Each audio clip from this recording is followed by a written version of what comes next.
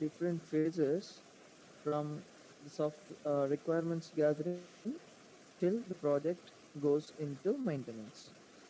So we have seen what is maintenance when we call the software is under maintenance period. Yeah, we have seen different phases of requirements gathering. So the requirements gathering phase, generally clients will tell the requirements or clients will elicitate the requirements. Then based on the requirements given by the client, business analyst or the development team will sit together with client and they will come up with the requirements. So they will ask as many questions as possible and they will understand the requirements clearly, and based on the requirements or based on the discussion about the requirements, a document called business requirements document or BRD will be prepared, which will have all the requirements listed in it. So based on this BRD, the teams like architects, designers, they start building the design documents and they will also decide upon the architecture. So all of them were we mentioned as part of design documents. And based on design documents and business requirements document,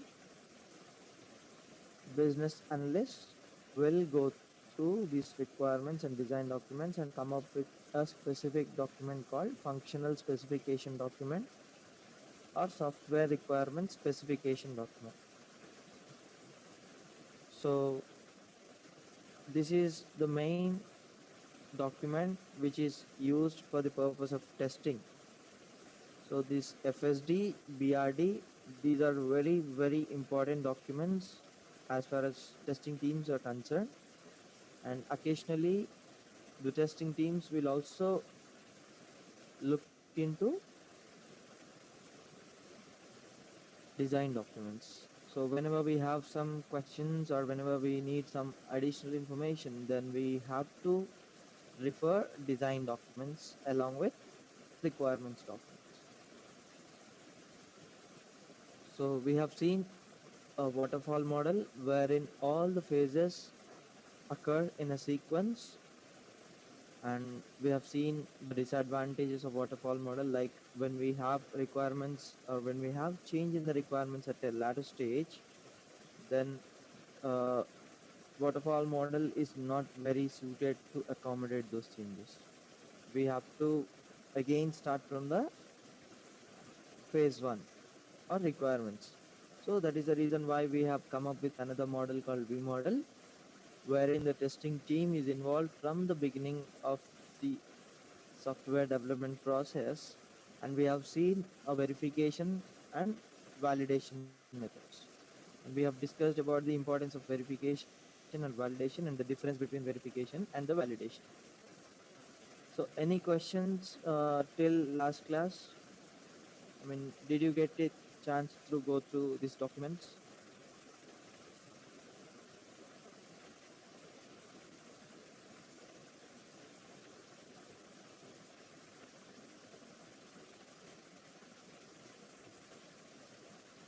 Okay. Yeah.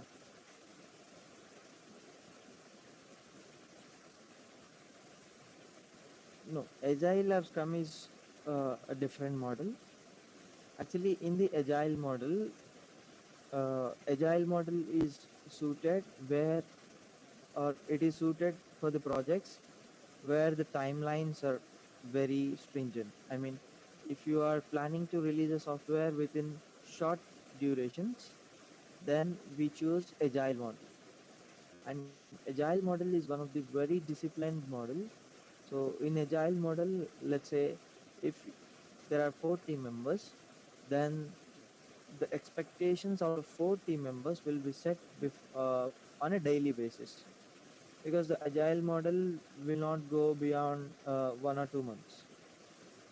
So it is mainly suited for the projects which are of shorter duration. So it is very disciplined approach. I'll tell you about the agile model in the coming classes, but V model and agile model are completely different. Okay, no problem. Any more questions? Okay.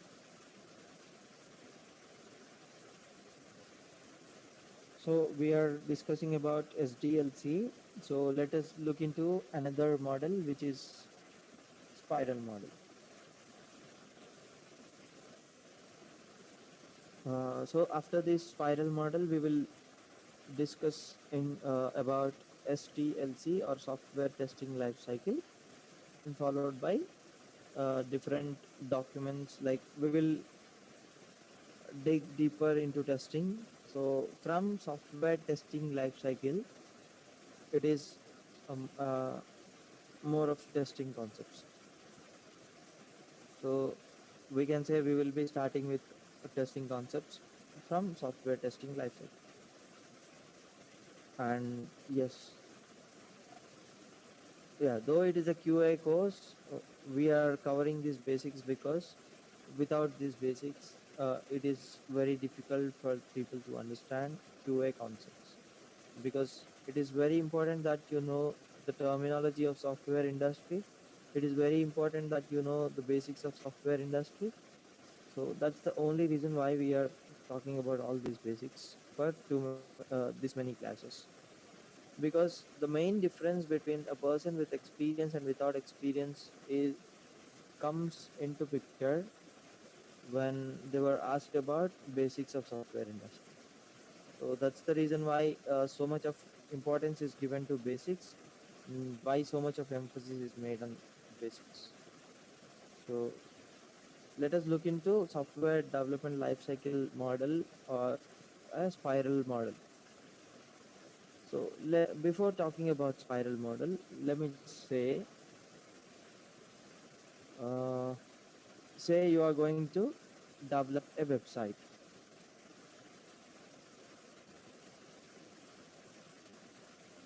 So what is the website that you are going to develop? Say shopping site.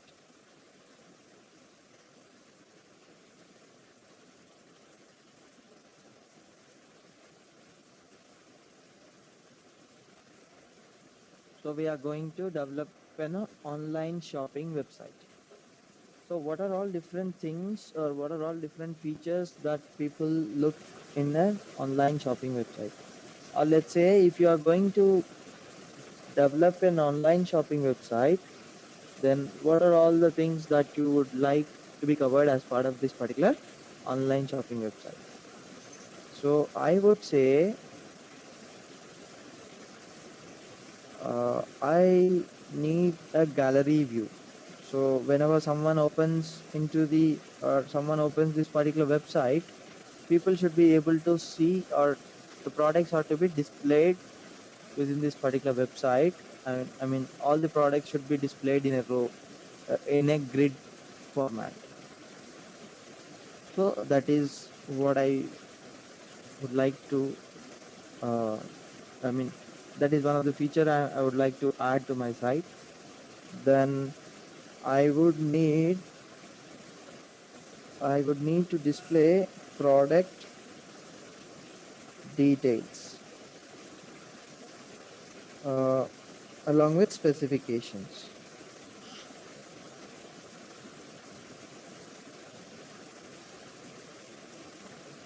Next one, whenever we are going for an online site, it should allow users to register with the site.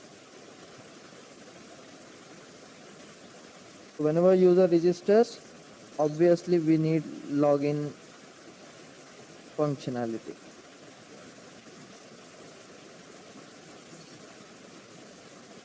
And next one, since it is an online shopping website, since it is an e-commerce site, I would definitely need payment gateway support.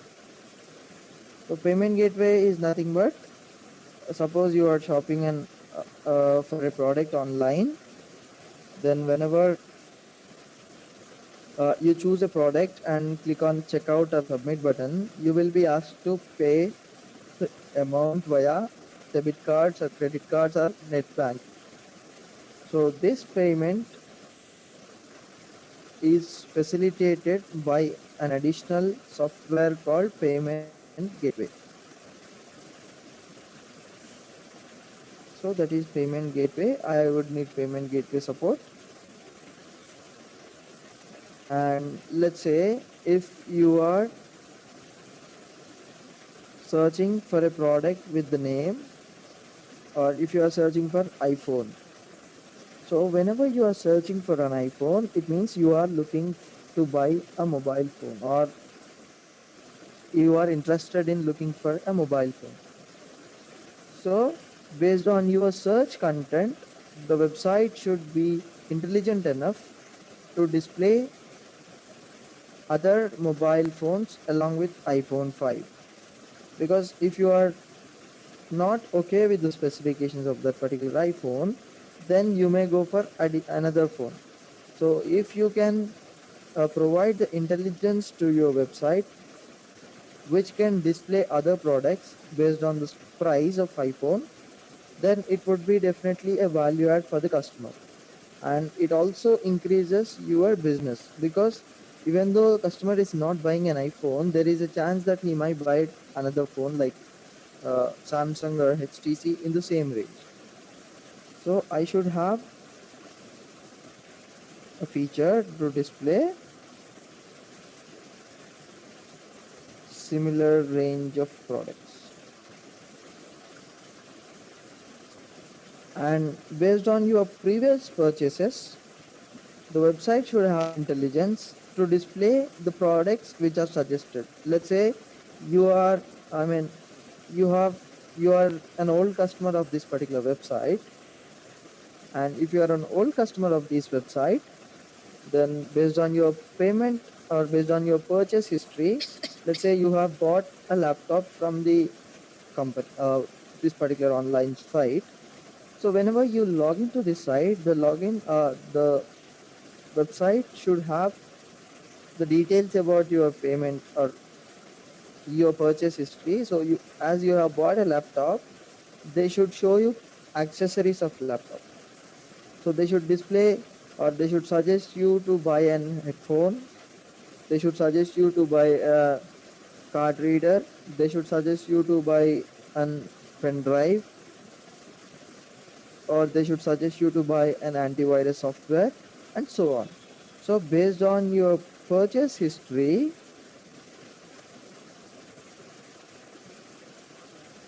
different details should be displayed to you, so that relevant offers, so it's more, we can say, display of relevant offers.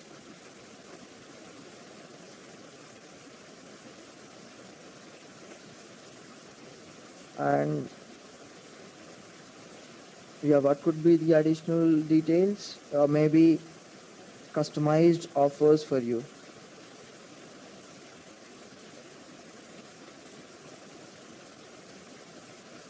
And what are all different additional features that you look in an online shopping website? Any suggestions from your side?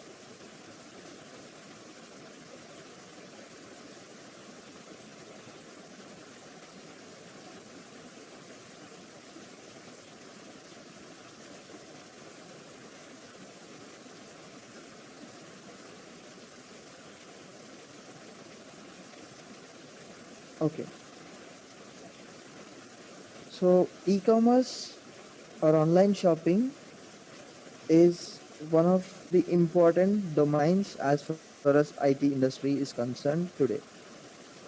So today, if you take a look at the buying patterns of customers, customers are more looking for online shopping, because maybe because of the busy lifestyles of people these days, or maybe because they are not ready to travel far to buy a product, and maybe because of the price, because online shopping sites will give you the prices which are less than the original retail merchants. Why? Because retail merchants will need money for, or they have to invest money on it, maintenance of warehouses, they have to maintain, or they have to invest on real estate for the sake of opening their retail outlets. And outreach of internet is very high.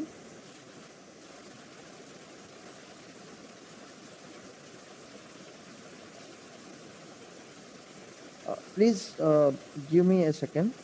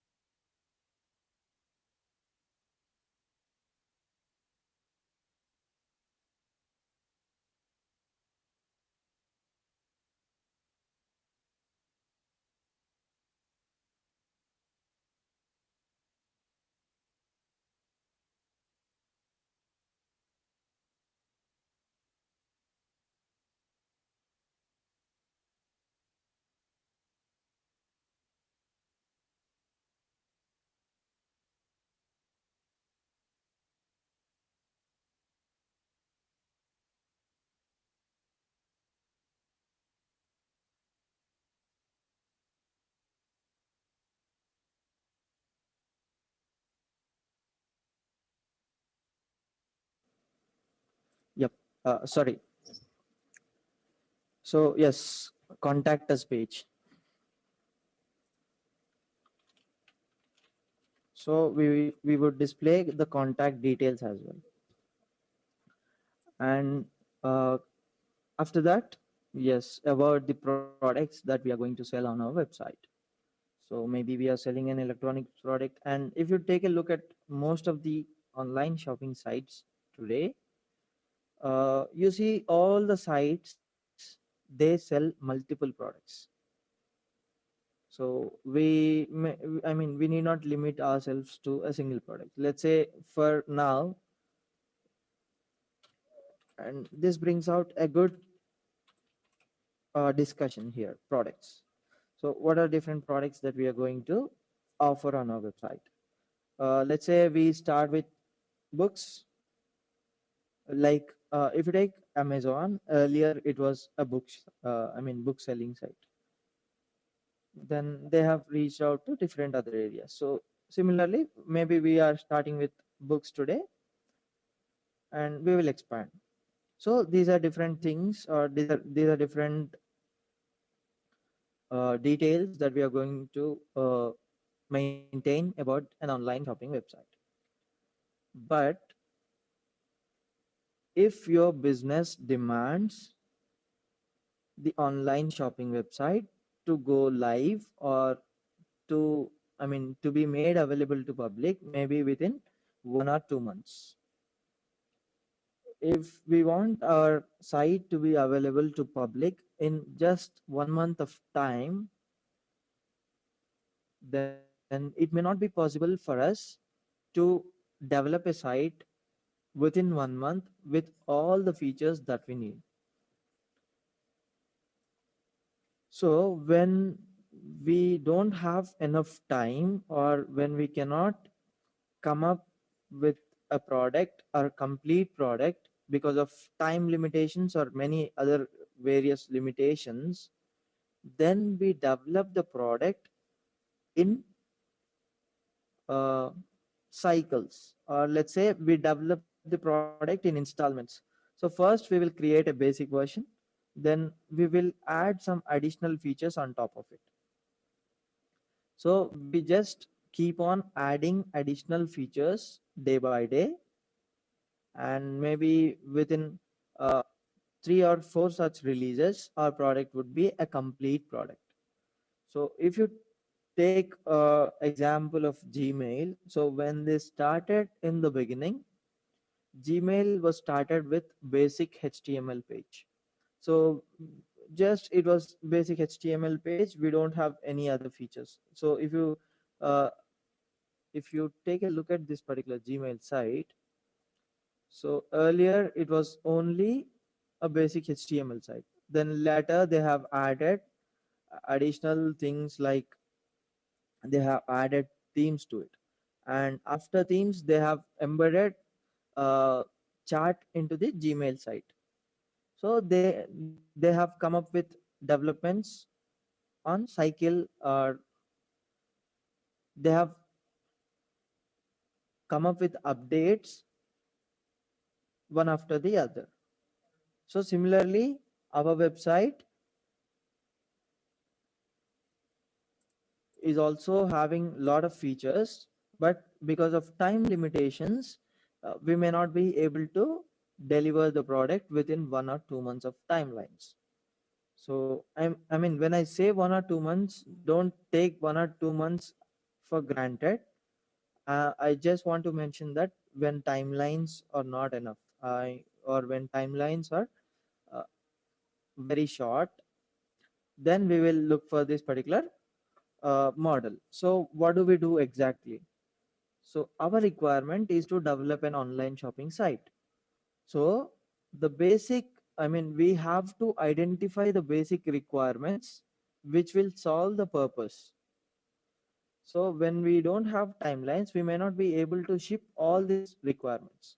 So in such case, we would number each and every requirement, or we would analyze each and every requirement, and based on the risk associated with the requirements, and based on the business need of each and every requirement, we will decide whether we are releasing this requirement for this particular cycle or not.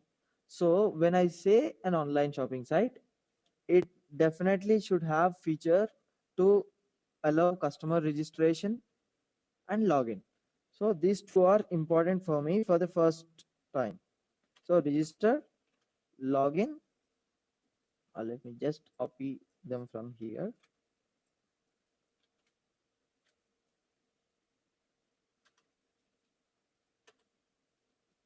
And yes, product should be displayed and product detail should be displayed.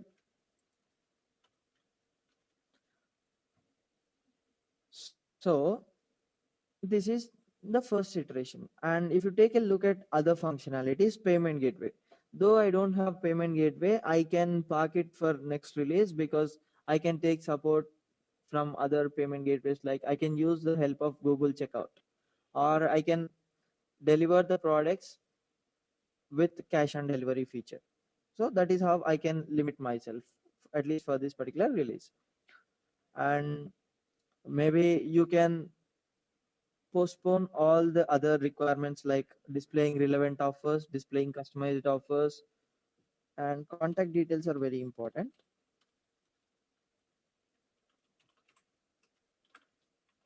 So I choose only these 5 requirements and I develop the site with which satisfies all these 5 requirements, and I choose to make the site available to public with only these 5 requirements, at least in the first 1 or 2 months.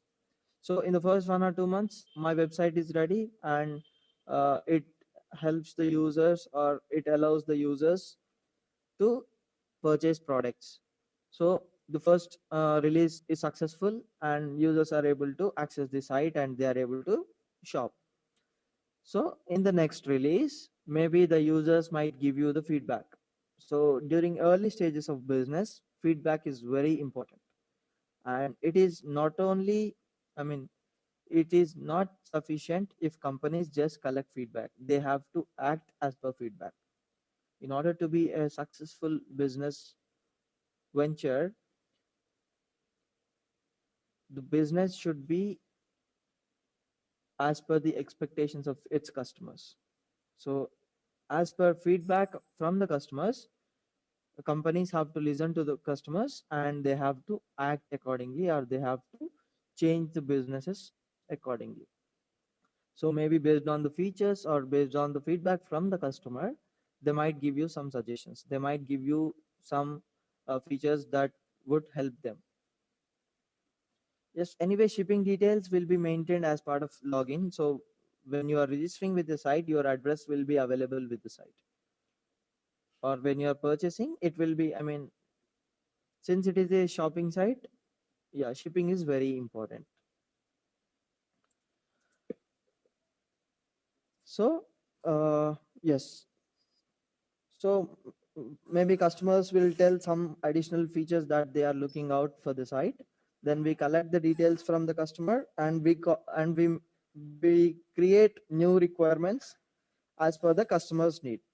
So maybe we will have another 2 or 3 requirements added to the existing list. And again, out of all these requirements, we choose the requirements which are not released during the first stage.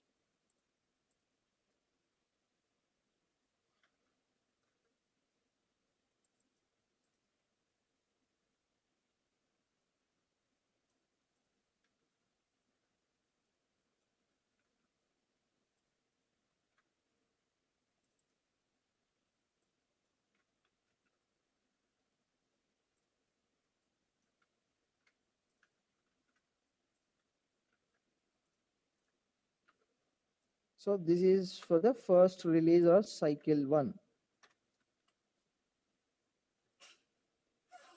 And next we will go for release 2 or cycle 2. So as part of this particular release, yeah, we have, our site is working excellent and we have collected some additional feedbacks. So let's say we have additional requirements requirement 1, 2, and 3. So out of all these 13 requirements, I have delivered only 5 requirements. So, sorry, don't consider these 3 now. So we have 10 and I have delivered 5. So 5 are remaining and 3. So on the whole, we have 8 requirements to be delivered. So again, we choose the time period to be 1 or 2 months. Then again, from out of these 8 requirements, maybe we will give importance to the customer. So as per the priority,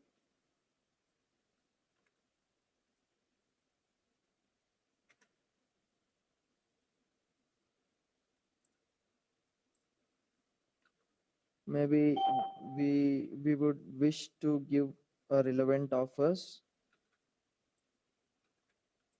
So these 3 are delivered as part of this release.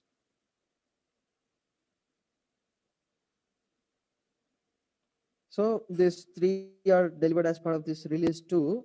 So on the whole, I have delivered 8 requirements.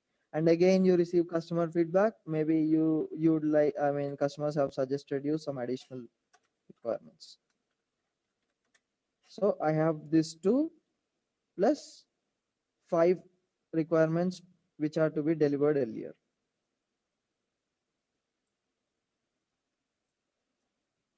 So out of 15, 8 were over, so 7. Maybe since all of them are small and I have enough timeline to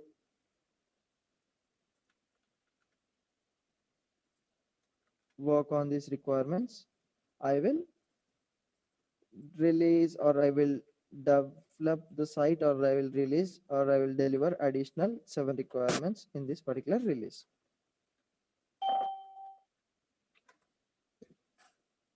So if you take a look at the development process we have followed here, the first thing is identification of requirements. And the next one is we have analyzed each and every requirement and we have looked into this particular risk associated with each and every requirement. We have uh, analyzed the requirements for the business importance and we have delivered it in cycles. So this is what this is the process which we follow as part of this particular spiral model. So when you take a look at this spiral model,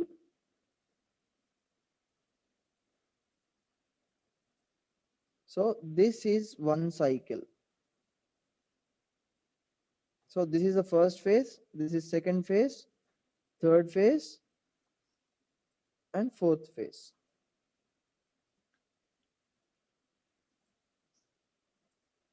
So this is the first phase and this is similar to first phase of our earlier iteration. So this one single loop is called an iteration.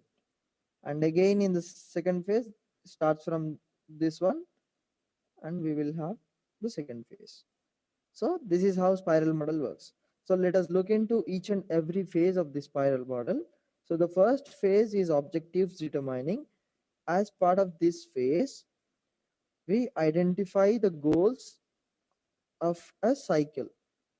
So we identify the goals similar to it is similar to requirements gathering and we maintain the list of all goals.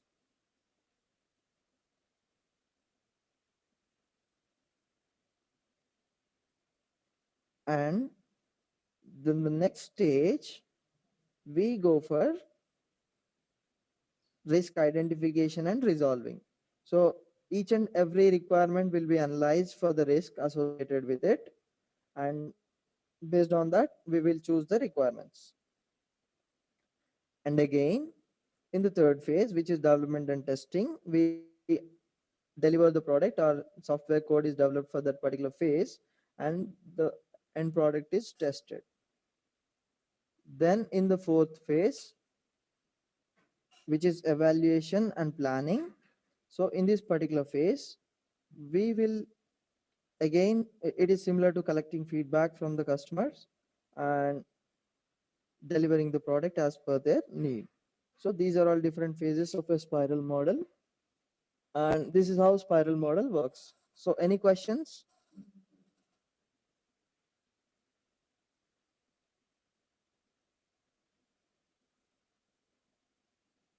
Okay, is it clear?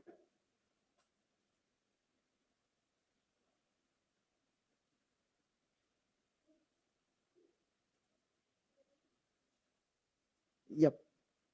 Evaluation and testing. So testing is generally done by the testing teams. So testers will test the software in the test environment. So we have discussed about environments in earlier classes. So the testers will test the software application in the test environment. And whereas evaluation is performed or it is done by the end users of the software. So you have released the software in the market, and this particular website is available to public. So the public or the people who are using your website will evaluate. So it is similar to customer feedback. And also there is some additional, there are, when we discuss about levels of testing, we talk about alpha testing and beta testing. So alpha testing is nothing but it is the testing done at the customer site, or in our case, so just talk about our website testing. So we make the website available in the public domain, and a set of users who you identify will test this particular website in the domain, or when it is available in the public domain, when it is available in the internet. So we will test the site to see how it is working after releasing it to the public's use. And the other one is beta testing. Beta testing is performed by the end users. So we will release a beta version, or beta version is nothing but a new version which is not yet stable. So this beta version is made available to public, and they will test the software. So it is part of evaluation. So evaluation is nothing but verifying the software in the production environment. That is called evaluation. Is it clear? The difference between testing, okay, and evaluation. So this is about the spiral model. So we have, this concludes the discussion of software development lifecycle models. So let us look into software testing lifecycle. So, why this software testing lifecycle concept was brought into picture, though we have software development lifecycle model already, because testing is already covered as part of the software development lifecycle. Then why this testing lifecycle was identified? So as and when the software companies are progressed, they have identified, or the customers have identified, the need for software testing to be done by the independent teams. So if you take a look at the market situation today, if you take a look at projects today in the market, customers will give the product, or customers will give hand over the responsibility of developing a product to one company. Let's say you are a high, or you are high profile executive at Citibank. So you are client, so you want some software to be developed for the purpose of your bank. So you hand over the responsibility of software development to, let's say, a company Accenture, and the testing of this particular software may be performed by the Accenture, or you can also give it to another company. So you are handing it over to another independent QA team, because whenever the developers will do the testing, there is a chance that they might oversee the defects, because they are the persons who have developed the software. So with the same development, or with the same mentality, with the same development mentality, they cannot test the software, because maybe whenever they are developing this website, or whenever they are developing a software product, they will think that whatever they are developing is correct. Until and unless they feel that it is correct, they will not perform this particular job. So with the same mentality, they may not be able to identify the defects in testing. So that is the reason why independent testing teams are preferred over the development team performing the testing. So when independent teams are testing, there is definitely a need for process, because without the process, you will not be able to achieve the quality. As part of this necessity, they have, or the software engineers have identified the need for a framework for testing. So similar to development, the software testing is also divided into different phases. And in order to have an understanding of how these phases are, I mean, how the journey through these phases is progressed, they have come up with a model called software testing lifecycle. So this model will talk about the phases of software testing and how these different phases progress. So similar to requirement analysis in SDLC, we have requirement analysis in STLC as well. So the software testing lifecycle can be abbreviated as STLC. So this requirement analysis is also existing in STLC phase, STLC, because the requirements are to be studied by even the testing team. So this requirement analysis is also part of software testing lifecycle.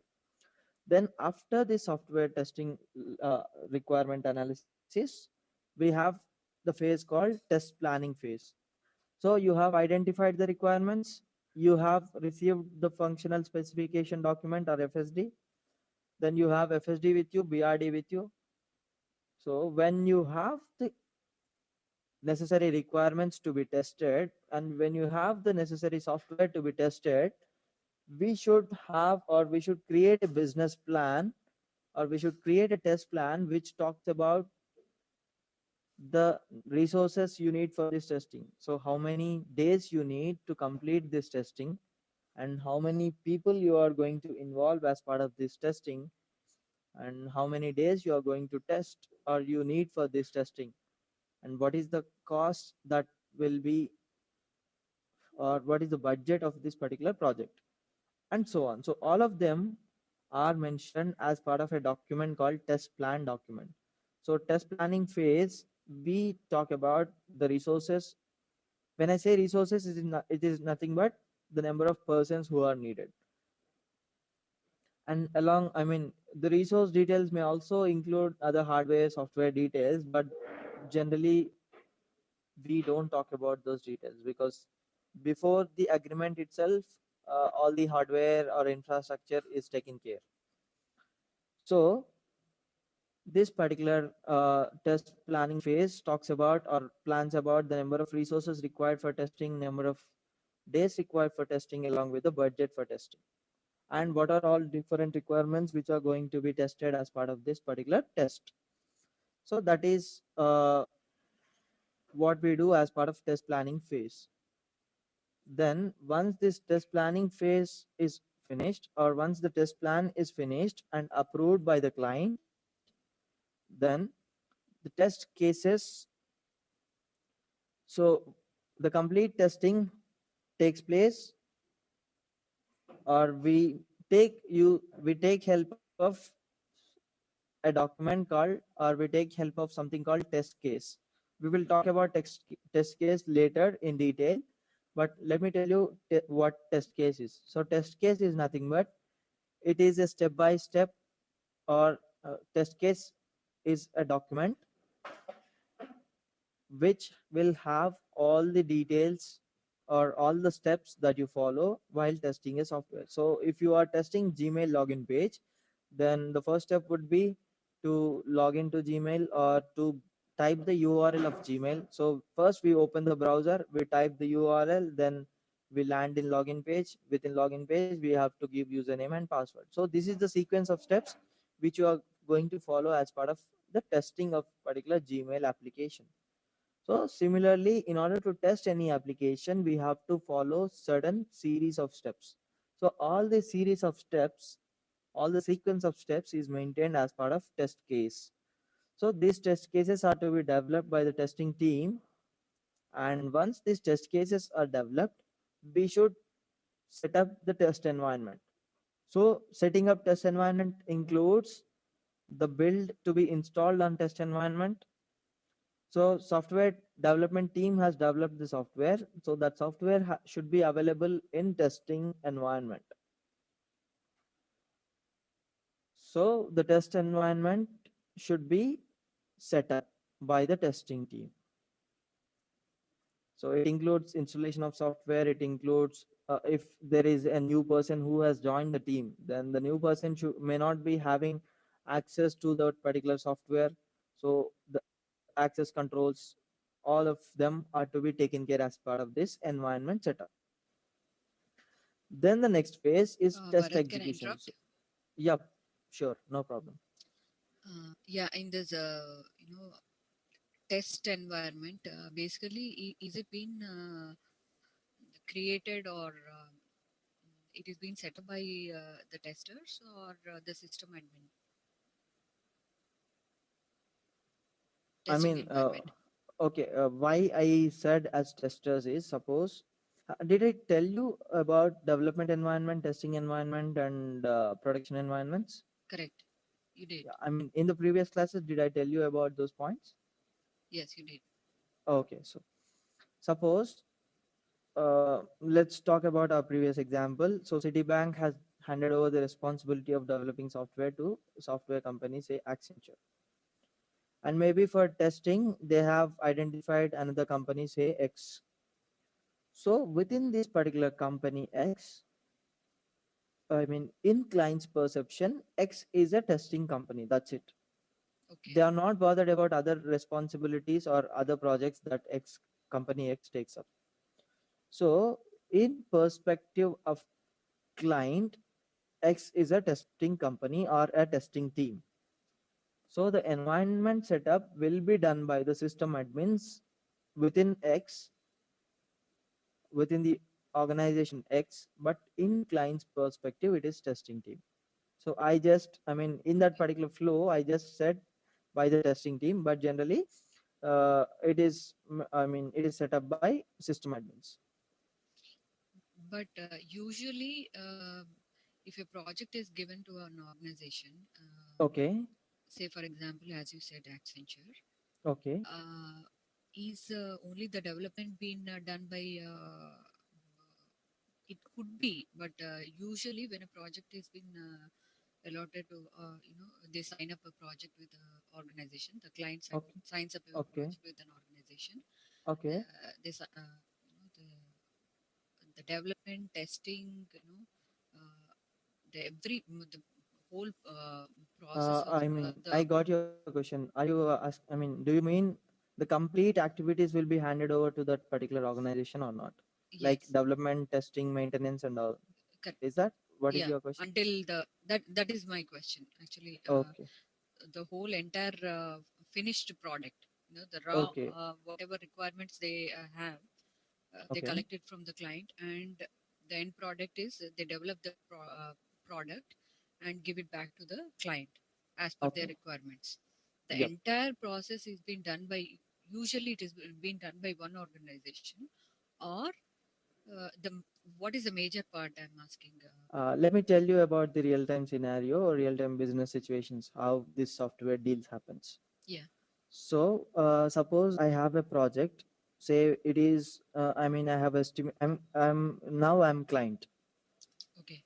So I have the requirement. I have a project with me, and even at the client side, even at a Citibank, even at Wells Fargo Bank, any bank or any client, they will have an IT department.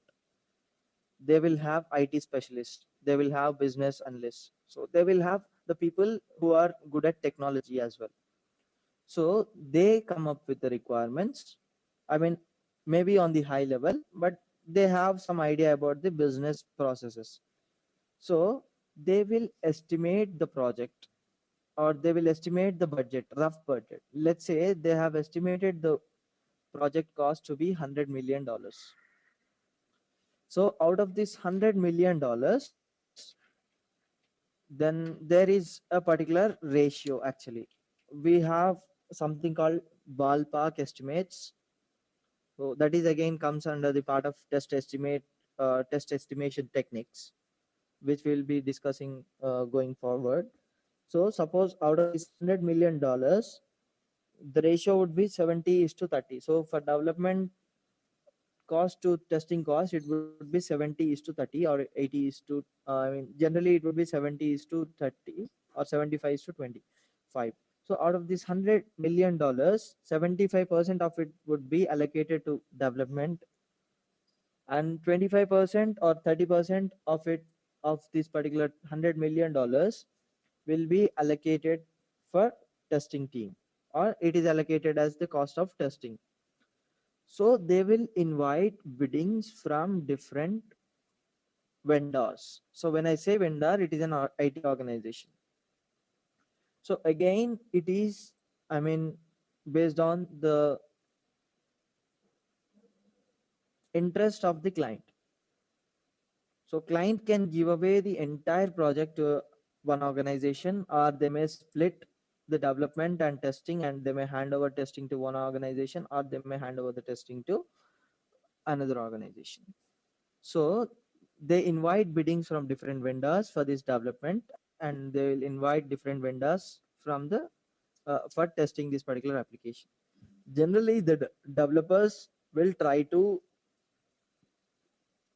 take away the testing part as well, but some clients are very rigid in giving testing responsibilities to the development or the organizations which are developing this particular product. So they will identify different vendors for testing and development. Even though they hand over the responsibility of testing and development to a single organization, then within that particular organization, again, they will have different departments. Like they will have people who work exclusively on development, people who work exclusively on maintenance, people who work exclusively on testing. So within a single organization also, we will have different teams who will do this particular testing and development. So even within the company, they have independent units. So even within that organization, each and every subunit is like an organization in client's perspective. So even though they are part of same company, they will have fight between them, development and testing. The testing team raises a defect, and development team will reject the defect. So I mean, this fight always exists between developers and testing, even though they are from same organization. So maybe you are handing over the project to single organization, but within the organization, you always have this differentiation between different teams.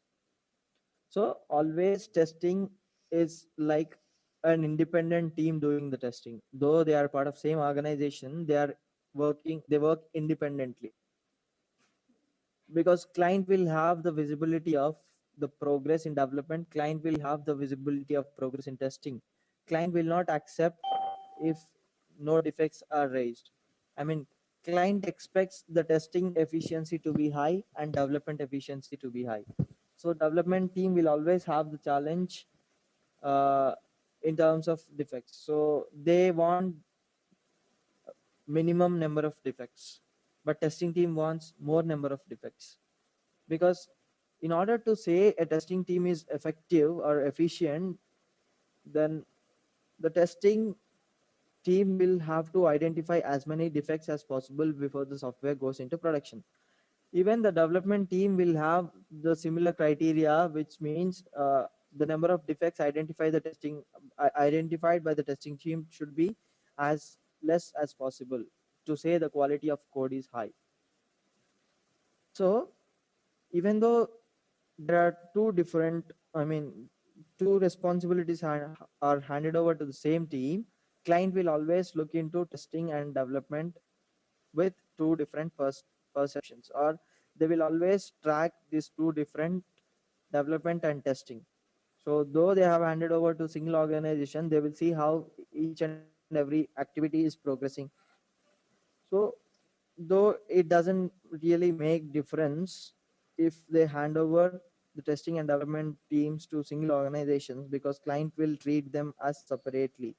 They will never want the end product directly, because they want, they always want this assurance from the companies that the testing has been performed by the testing teams in an efficient manner. And in real time, it always depends on the interest of the client. And also, there are some companies, like I have worked with one of the bank. So that bank, they have handed over the testing responsibilities completely to a vendor, let's say X. So that vendor is responsible for handling the testing of any project which comes out of that particular company, but that particular bank. But again, development is distributed across different vendors. So though there are different vendors for this particular development, all the developed products or all the developed software comes to testing team, or comes to this particular vendor X for the purpose of testing. So that is how, I mean, it all depends on the strategy that they follow. But always, even though they hand over the responsibilities to a single company, they will view them, they will view development and testing as independent units. That's for sure. So does that answer your question? Yeah, yes, Bharat. Okay. Hello, Yeah. Bharat, I have a question. Yeah, go ahead. Suppose you told in the last example, like some bank is giving the development to Accenture and Okay. testing to some X company. Okay. Okay, so this X Okay. company will communicate with Accenture, or it will directly show the end results to the client. How it is? Yeah, it depends on, I mean, it depends on client's interest, first thing. And moreover, it depends on how, I mean, how good the understanding is between development and testing team. Let's say you are part of testing team, you are part of company X. Let's say another person, say Veena is part of development team. So if whatever defect you are raising, if Veena is rejecting that it is not a defect, they are not accepting the whatever you have done. So in that case, it is always tough for you to manage with Veena. And let's say if you are raising a defect, I mean, you are raising unnecessarily defects, though they are not defects, you are raising unnecessarily, because just to increase the count of number of defects. So in that case, the interaction between both of you will not result, I mean, it will not be in an efficient way. So we will always engage the client in the interactions between development and testing team. So though you communicate directly with the development team, we will always engage them in the discussions. Let's say you are having a call with development team. I mean, there is some meeting called defect triage meeting, which happens every day or which happens frequently. So as part of this particular meeting, development team, testing team, business team, clients, all of them will sit together and they discuss all the defects. So they will see what are defects, what are different defects that were raised, and if all the defects are, I mean, they actually defects or not, and what is the timeline for fixing those defects. So all these details or all these things will be discussed as part of this defect triage meeting. So that is the main platform where we uh, where this development team and testing team interacts on a regular basis. So it is always, I mean, the clients will always be included in the conversations. Even though you are dropping some mail, maybe you include someone from the uh, client side. So basically we involve client, and it depends on the rapport between you and the development team. If they are okay to, if they are accepting whatever you said, then client need not involve in all the things, but client should be aware of what are all the activities that you're doing. That means there is like a protocol before commencing the project. So who has to be there, to whom we have to communicate. Can you be, I mean, can you be a little louder? I'm unable to hear you. They set a protocol before the project commencement, right? Yeah, generally not just before a project. Any project will have this meeting criteria, defect triage meetings, defect management boards, and so on. So going forward, we will discuss all these details, and you will have a clear understanding how we do these particular projects. But for now, let me tell you, we will engage the client in almost all the activities And one more because, question. yeah, Suppose, say that the Accenture has developed a project, I mean, some okay, application, okay, and he's almost 90%. I mean, he has given good results in okay, development. okay, And for a testing team, it is difficult to find out the bugs. I mean, they have yes. some certain minimum bugs to be identified, or how it is like. If there are no bugs, I mean, If 100% it cannot be perfect. yeah, But still, if the testing team is not able to identify any bug, how is the yes. process? So I mean, when you don't have any bugs, I mean, first thing is we have to go with a different approach. Suppose you are, maybe you are following a straightforward way. So let's say you are testing Gmail login page. So you are following the series of steps like entering the URL, then login page, then you are testing different things. So you have to come up with different approach. Like maybe you navigate to this particular Gmail from Google results, and if that particular link does not work, or maybe it's some problem in navigation from Google, and maybe suppose the username field should not accept, I mean, not limited to Gmail login page. Suppose there is a text field which should not accept the numbers, it should accept only alphabets. But you have to try different combinations, like where you can give numbers and actually see if it is accepting numbers or not. So you have to follow a different approach. I mean, with the same approach you may not find the defects always. So first thing is try different approach. Even though you are unable to find the defects, then it is not a problem. You have done the testing, you have done your job 100%, I mean, with all your best efforts you can, then you have tested it. So you have put in your efforts, but the only thing is the development or the quality of development is high, then it is not a problem. But the problem comes when a defect is identified in the production after testing. So if they have identified a defect in the during the production stage, so clients will always get back to the testing team first, and they will ask, how did you miss this particular defect? How, why didn't you test this particular scenario? Because the number of defects that you have raised are very less, then there is always a doubt on you whether you have tested it perfectly or not. So whenever there is a defect in the production, they will definitely ask you, or they will definitely come back to you. So if the code quality is high, and if there are no defects in the production, then your job is, I mean, you have done a good job, development team has done a good job, so client will always be happy. But in such cases you can give some value adds to the client, like you can create a documentation of different processes that you have followed through the project. You can create some knowledge documents, like what is the main thing which were concentrated as part of this release. So you can create some quick reference guides. You can create some you can go with a consulting approach and say the client that instead of this requirement, maybe if you change it to this way, you can give feedback basically. If you can change this particular thing in this way, then it will definitely improve the business. So you can always give your suggestions. uh, Even though you are a member of testing team, you can raise your voice and you can give the suggestions, which will make the client, I mean, which will improve the satisfaction of the client.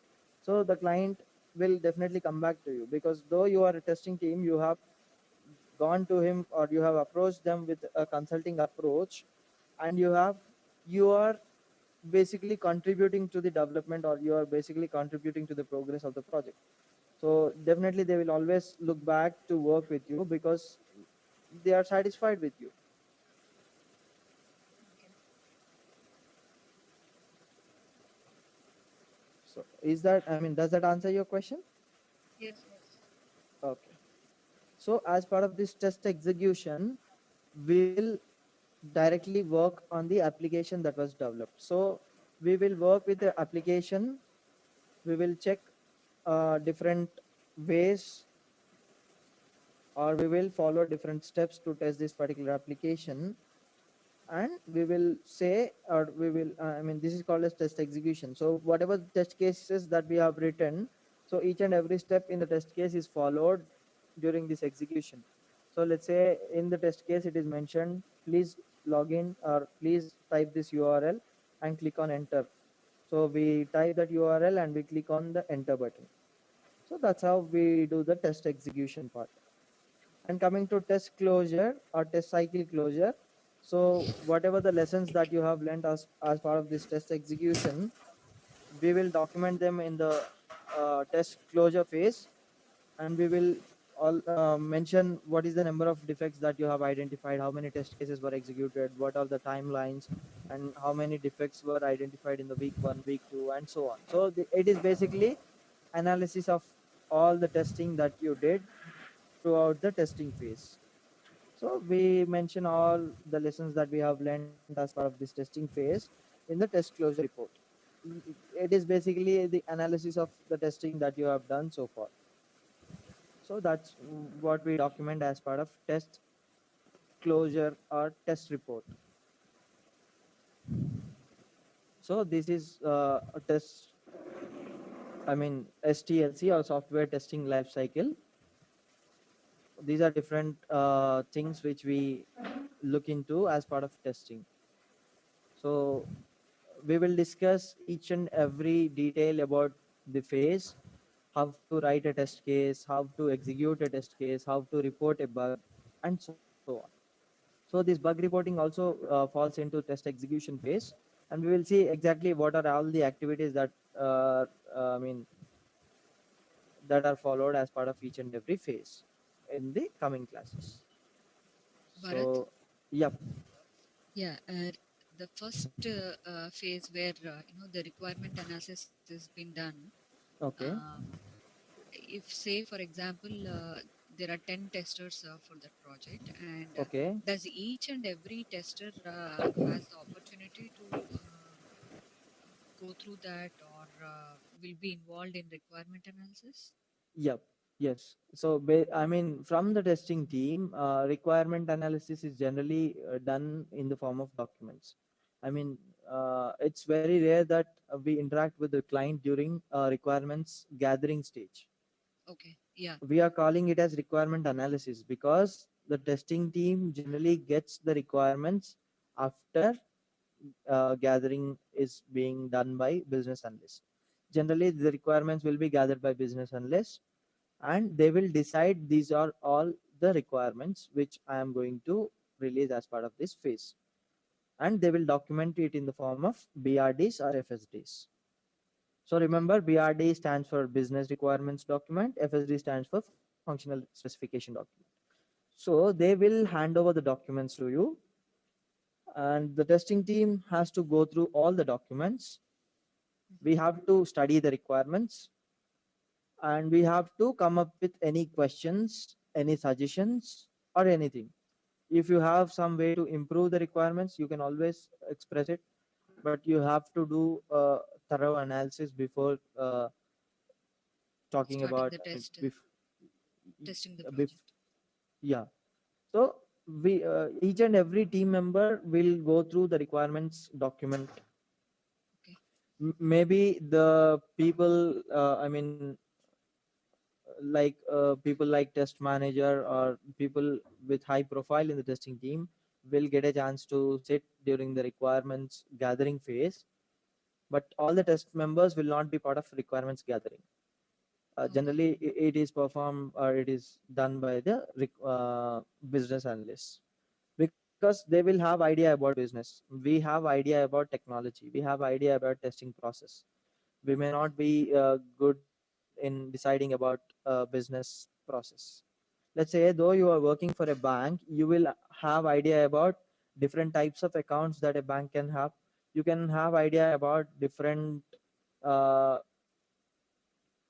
kinds of applications that the bank uses, but you will not, I mean, to be frank, we will not have clear idea about business because we didn't study business, we studied technology. Yeah. So I mean, we know how this can be implemented, but we may not be aware of how this will impact. So we will understand the impact through the requirements. We will understand the requirements. We will understand the impact of this particular change. So let's say there is a project which is implementation of particular change in the process at the client, uh, in the process that the client follows. So if the document says because of this change the business will be impacted in this way, then only we can understand the business implications of a change. We look change in the test technology perspective. We look change uh, with the technology frame of view. So it is business analysts who will have the idea. It is the business heads who will have the idea about the processes or the business. So they will decide upon the requirements, and we will be given the requirements. So we have to study the requirements, and if there is something which is technically wrong in the requirements, then we have to report those. Uh, I mean, report such conditions. We have, if there is some confusion in the requirements, maybe if they have mentioned 10 requirements and out of which 2 or 3 looks similar to you, so we can always go back to them. These requirements are little ambiguous, how can I approach them, or are all of them mean the same, or all of them are different? So that is how you can ask questions. So whenever some work is assigned to you, ask as many questions as possible at the initial stage. If your manager says please complete this testing and stops the statement there, please complete this testing, so you can always ask what is the timeline, when should we, I mean, when are we expected to deliver this, and so on. Ask as many details as possible. How many weeks is as allocated for this project, and how many days do you expect me to deliver this project, and what are different, I mean, who are the developers, and what is the change. You can always ask questions, as many questions as you want, and the clients or your managers or everyone will be satisfied, or they will be delighted with as many number of meaningful questions as you ask. But I always say don't go by your what do we call assumptions. Even though something is clearly some if some conclusion is clearly conveyed to you from the documents, don't go by your assumption, because as I said, we are not aware of the business completely. We may miss, I mean, we may be, whatever our assumption may not be proper always, may not be correct always. So don't go by the assumptions. Ask as many questions as you want, and you would be a good tester. And moreover, coming to yeah, testing and development, I mean, the difference in the people from testing and development teams will generally have the knowledge about the technologies. Like they can be good at Java, they can be good at .NET, they might be good at Oracle, or so on. But the testing team will people should always have the domain knowledge. Domain knowledge is very important for a testing team member. Like if you're working on a banking area, then you should understand the bank better. You should have idea about business rules that are followed in a bank.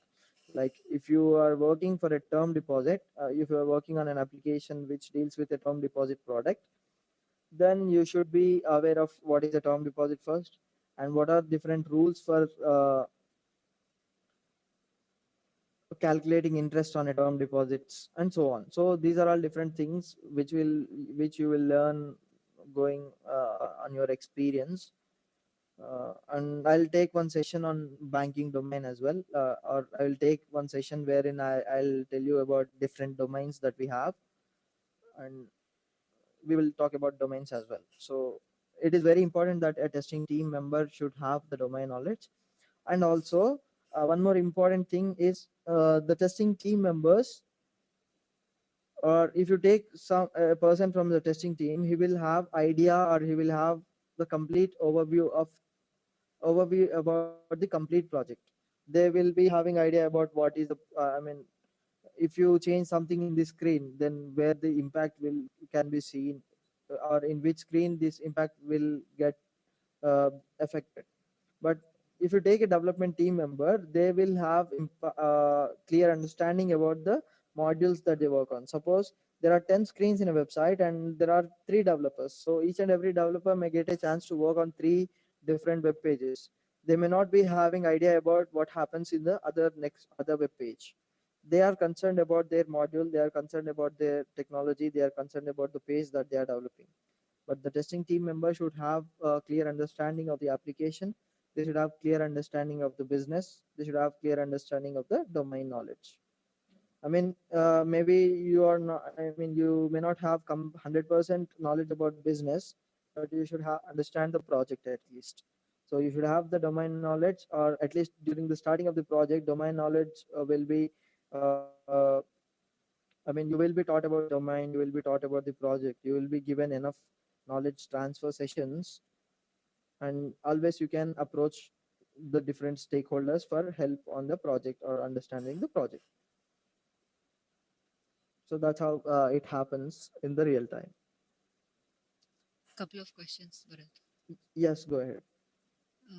In the requirement analysis phase itself, Okay. usually that document is the same document being studied by the development team as well as the testers team. The requirements document will be same. Yeah. But besides the requirement document, development team should or they will go through many other documents, like they will go through design documents. Suppose Yeah. if you What I have meant to ask is the requirements the document will be requirement. same for Yeah, it the will be whatever it will be is same being for studied by the development team is same as is the same document which is being studied by the testers team too. yes, because whenever you are raising a defect, the first thing is we have to cross check with the requirements document if it is a defect or not. Suppose you have found a defect and you cannot raise it directly, you have to look into different requirements document if it is a defect or not. So we raise the defects based on FSD, or functional specification documents. We raise the defect as per the FSD. So if whatever the document or whatever the behavior which is mentioned in the FSD, if it is not the same in the real application, then we raise defect. So developers should also have the same document, then only they will be able to uh, accept the defects. So the requirements document is common for both the teams. But additionally, they will go through many other documents. Like if you understand or if you have knowledge about Java, then there is something called class. So for this class to be written by the software developer, they will have a requirement document, or they will follow something called class diagram. So whatever is mentioned in the class diagram, they will go through the class diagram, and they will implement the diagram in the form of software code. That's it. So that's what the developers do. So they will have the design documents, and they will create the program code, or they'll write the program code based on the logic mentioned in the design, based on the structure given in the design documents with their own logics. That's it. Okay. And yeah, earlier you were talking about this business requirement document and functional Yes, specification document, specification. right? Yes, We are yes. purely considering functional specification document, right? As a tester, we will follow that It's document. You mean to say that? yeah, we follow FSD, but along with FSD, we should also go through BRD. FSD will have some technical details along with the requirements, but BRD will have pure. The knowledge used in BRD is purely business language. So they Okay. will say this is the requirement, but they may not say technical details about the requirement, how to verify that requirement, how to implement that requirement. All of them will be mentioned as part of FSD. So you mean to say in FSD they also specify what tool to be used for testing and things like that? No, that will be mentioned as part of test plan. But Okay. things like, in BRD, they will say, let's say in BRD, I state the statement as uh, implement a login page for Gmail. So you don't know what are all to be tested when you just see the statement implement login page. So maybe in the FSD they will say a login page with 2 text fields and 2 buttons. Okay. So you will have the technical details as well. And in some projects or with some clients, they mention use cases as well. I mean, what is the approach? What is the main flow? In order to test Gmail, what is the flow? What is the main flow?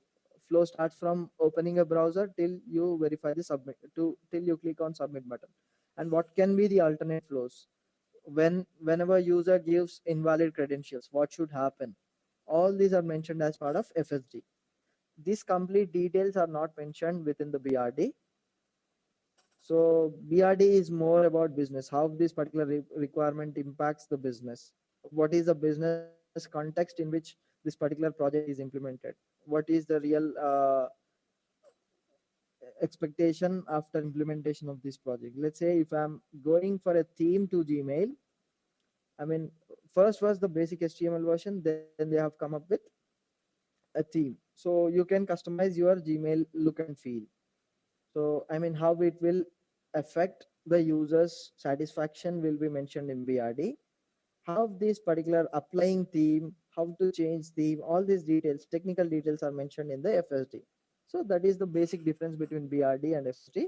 But the requirements from the BRD will be taken and an FSD is created based on requirements and design documents. So that's the major difference. FSD will have some technical details, whereas BRD will be purely business document.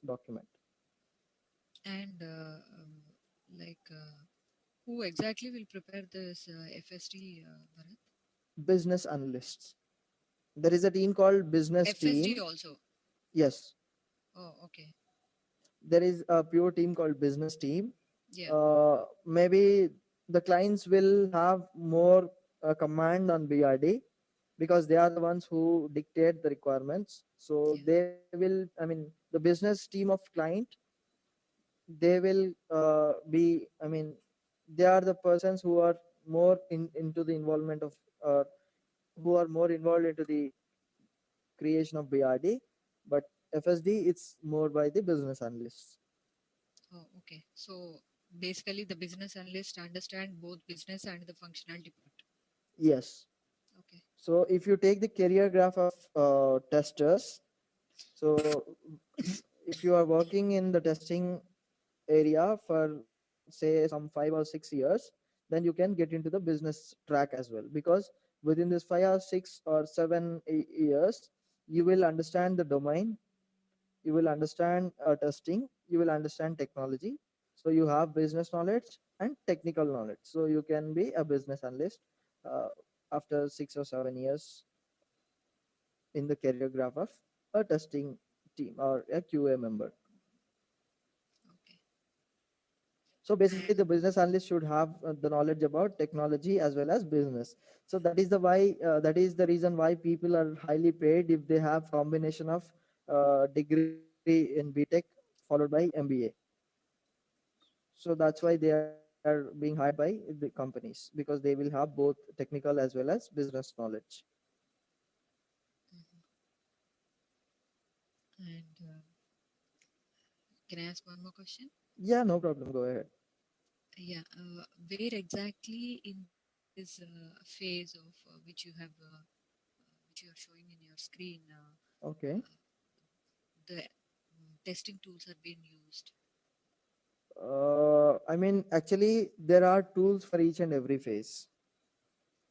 There are Yeah. tools for collecting requirements, there are tools for maintaining the requirements, there are tools for complete maintenance of projects. So from first requirement analysis till closure, we have tools which will help us uh, to maintain this complete test life cycle management as well. So each and every phase will have own tools, but coming to testing tools, or uh, generally they are used in test execution phase.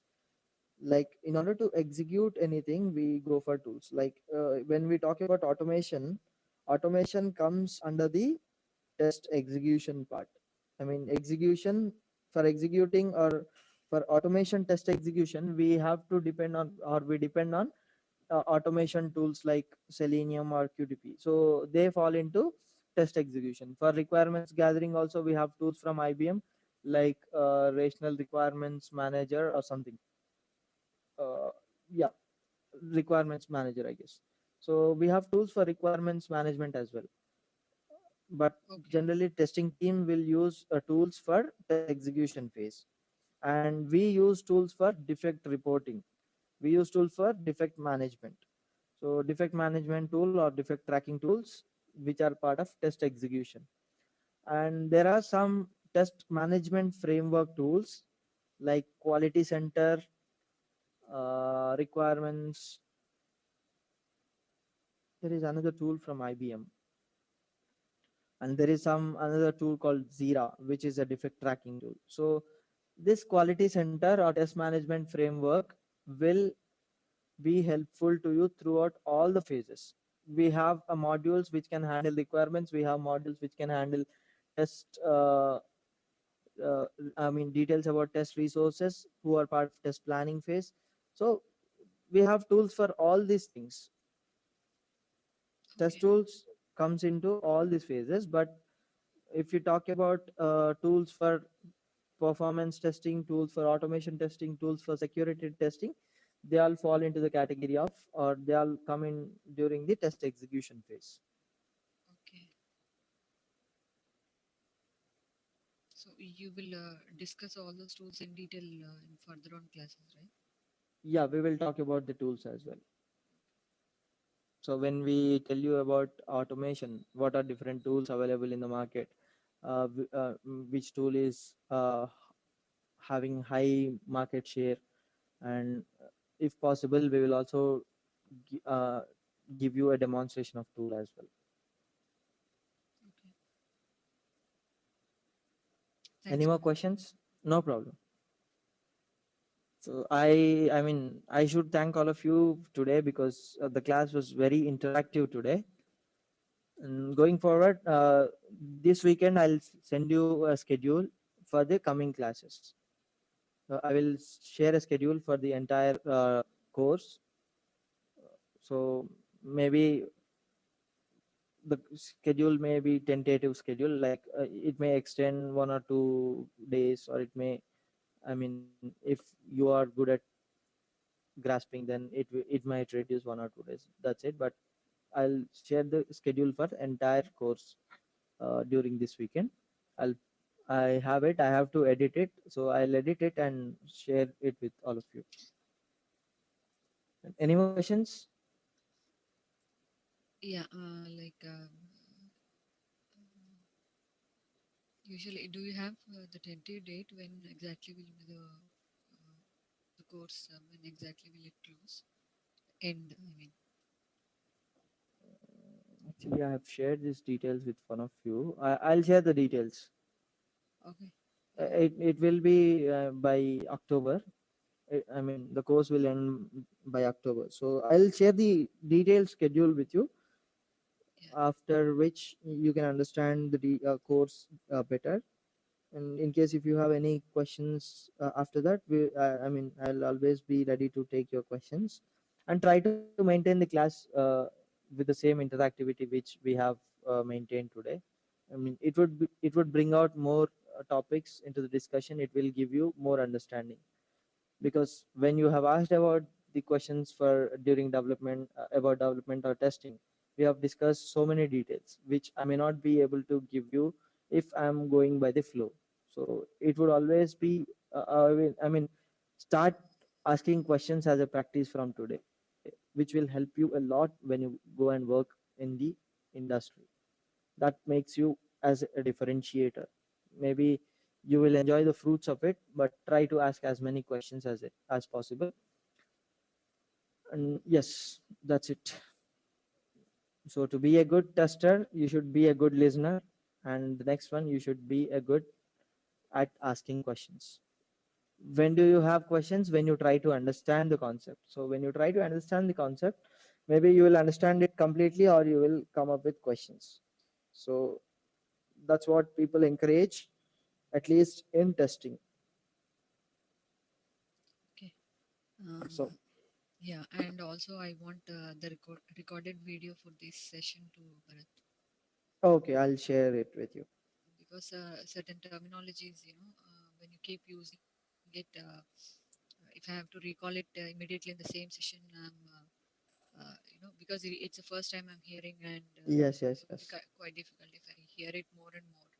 Further on, Okay. if you take classes, it would familiarize me with But understanding it. don't, don't. I mean, anyway, I shared the video with you, but don't worry about terminology because I keep on talking for maybe the next month, during Yeah. which I mean, most of the times the terminology will be repeated, and every time I'll tell you, at least I will brief you about the new term that I use, or I will brief you about the term, even though I have told about it in the past. I know that it is very much important, or it is very important to share the terminology, because that that will uh, give, I mean, if you have idea about the terminology, if you know about, or if you talk with the terminology which people working in the industry can understand, then you are, I mean, 50% you are ready for the industry. They will be accept, or they will accept you in a better way.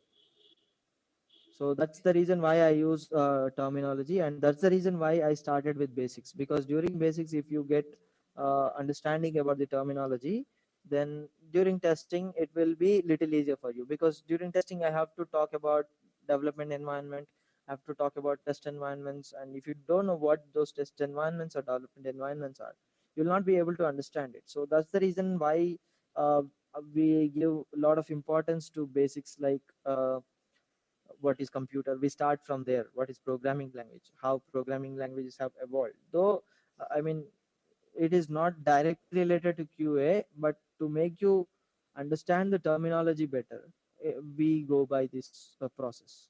Maybe you will always have the curiosity to ask questions like, when will the real testing start, when will real QA starts, but No, uh, basically, like for a, if it's a beginner, I definitely agree with you. But someone who has, especially in USA, it's like high speed internet we have, and we access our systems so well.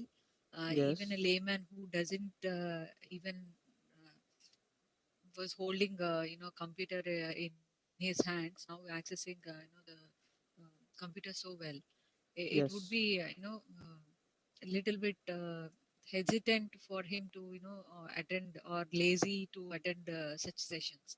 yes, Actually, my yes. core interest was on QA. Yes, I Not mean, I'm about not other. talking specific to Yeah, you. but generally I'm saying, I'm not Okay. pointing out or saying anything.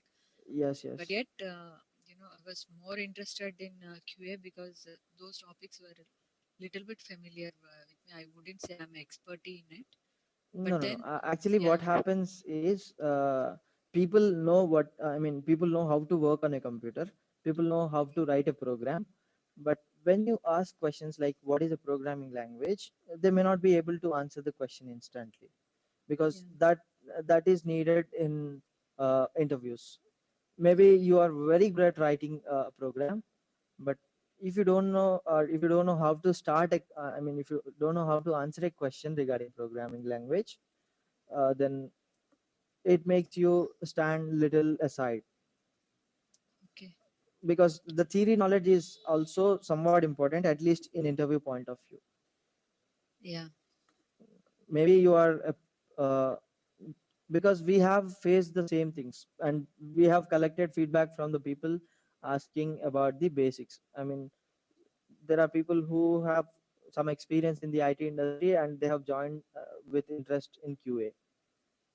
So they have asked us to include, I mean, during our feedback from them, they have asked us to include the basic concepts as well, because it is like a refresh. I mean, it is like refreshing whatever you know already.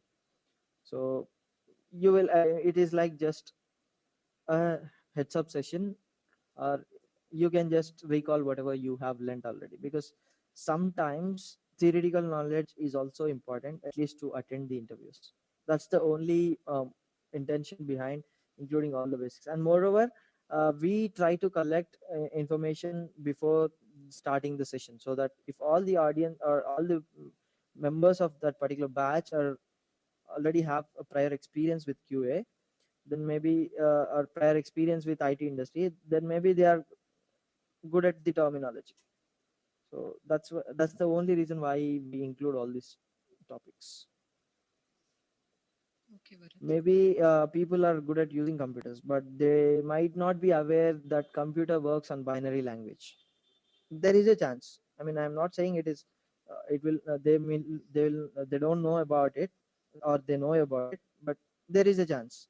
Though people are working on computers, people use computers for accessing internets or whatever on the earth, they may not be aware that computer works on binary language. Then if someone asks you why programming languages have started, or from where they have started, maybe they won't ask you, but in case you, I Okay. mean, there should not be a point where you lose.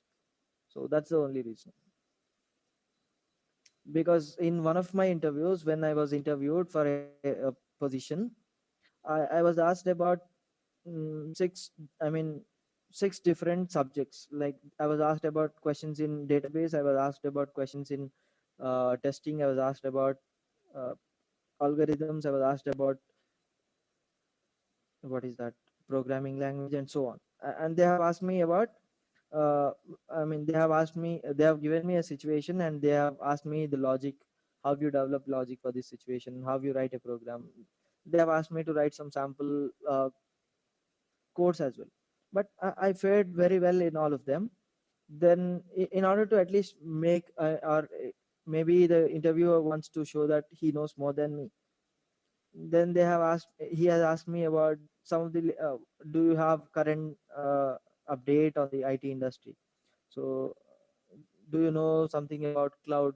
So they have started asking about cloud. It is nowhere related to my uh, to the profile that I was applying for, but they have started asking about cloud, because they just want to show that they are good, they are better than you. Maybe it's not the case with all the interviewers, but it might happen. It's just based on the experiences of different people and based on the feedback given by different uh, students who have trained, who we have trained earlier. That was our experience, so that's the reason why we include all the basics. Though sometimes you might feel boring sometimes sessions, I mean, because you know all of them and hearing to again to them, it may not be a good start for you, but sometimes we have to live with it, or we have to just tell the other person that, boss, I know this. Then maybe we can I mean, we will not skip it completely, but we can go a little faster. We can increase the pace. That's it. True. Any more questions? As of now, that much, I think. Okay, so going forward, try to maintain the same interactivity, try to maintain or try to ask as many questions as possible. I always tell this to students, be as curious as a kid, because generally we tend to lose curiosity when we become adults. But if you have, I mean, the more curiosity you have to explore new things, you will be, I mean, the more better QA or the more better tester you will be, because you try to explore different ways, then you try to explore the testing in different ways, then it will definitely help you as a tester. And because sometimes we hesitate to ask questions because we feel what might be the other person thinking about us, but that is the quality which is needed. So kids generally tend to ask more questions. Even if you give some new thing to them, like if you give your mobile phone, then though maybe then they are not aware of all the functionalities, but they try to explore it, they try to imitate whatever you did with your mobile phone. Suppose if you are good at, or if you play with your mobile phone, or if you throw your mobile phone in the air and play with it, then they will try to imitate you. So that's how they imitate you, or that's how they learn new things. So try to be as curious as a kid, and try to give detail, or try to keep an eye for detail for all things. Like if you are working, or if you are, say, if you are doing an activity, say you are driving, then try to think about driving consciously, like how you are changing this particular how you are shifting the gear, how you because we give details during the initial stages of learning. Like if you are learning driving for the first time, then we have to understand what is an accelerator, when should we use the clutch, when should we use brake. But after some time, all of the activities we'll do unconsciously. We need not look for the brake, we need not look for the accelerator. Directly our leg goes and touches the accelerator, and we drive as per the situation. So in the process we lose the detail, or we lose the eye for detail. So maybe you are doing the activities unconsciously, or sometimes if it is a boring job, then we do the activities mechanically. Like if you are not interested in, though you are not interested in doing that activity, you are bound to do it some in some situations. So if you eye for detail in all the activities that you do, then there are always ways to improve the work that you do. There are always ways to improve the productivity of the work that you do, because unconsciously you are following the same thing which you are following from the past, and you might not given a thought to improve it. So when you go for this particular uh, conscious looking at things, then you will learn many new things. So just try this activity, maybe in just use maybe just try this particular thing on the activity which you do very regularly. Suppose if you are cooking regularly, then someone need not tell you how to prepare tea. You add the ingredients directly, I mean unconsciously, you know what to add, when to add, how to add. But if you start thinking about it, then you might find, or you might try to explore new ways for preparing tea. You might go for masala tea, you might think about different ways of doing the same thing, which will beat the boredom first thing, and it will give a new ways of doing things, which is called as innovation. So that's how you can develop innovation, which will help you in your career, which will help you throughout your life. So that's how start thinking, or that's how uh, thinking pattern should be, which will definitely be an advantage for you going forward. So just um, try this experiment, just try to uh, do an activity consciously, and try to do an activity which you are doing very regularly, then you will definitely uh, come to know many different or many new things. Suppose if you are doing if you just start writing all the activities that you do on a daily basis, then you will wonder how many activities am I doing, this many activities, you will definitely wonder, because you are doing them unconsciously every day, but you have come to know about them today. So just try this activity, and see how uh, see if it makes a difference to you or not, or at least see how do you feel if you know what are all different things that you are doing on a daily basis. So that's it for today. Any more questions before closing?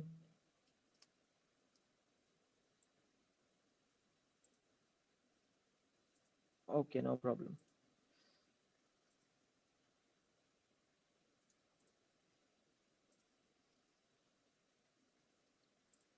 So thanks everyone for joining today's class, and try to maintain the class with the same interactivity as